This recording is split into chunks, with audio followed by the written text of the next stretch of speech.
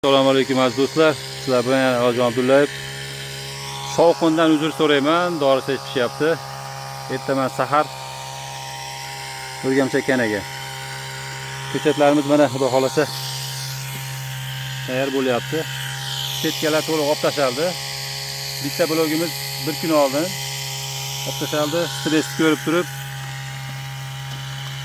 o'ta zarar bo'lmaganiga amin bo'lganimizdan keyin keyingisi olinyapti.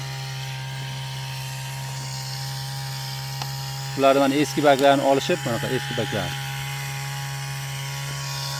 normal holatga keltirilyapti.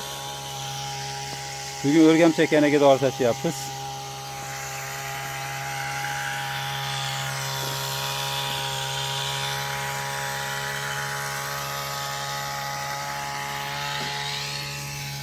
Taydigilar olinib turib, bunga dezinfeksiyaga qarshi ham dori sepilgan.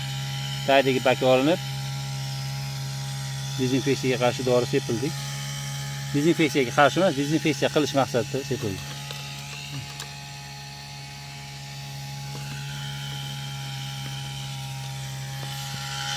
Mashinalarni ham kesib olganmiz, uje yana bak chiqarib qolib ekan, u tanoplar uzilib tashlayapti endi xudo xolasa.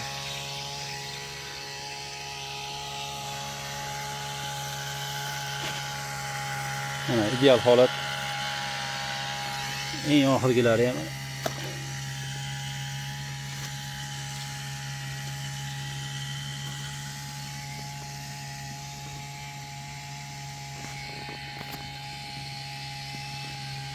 endi Alloh nasib qilsa 25-avgustdan ekishni rejalashtiryapmiz, xudo xolasa. Alloh barakatli qilsin.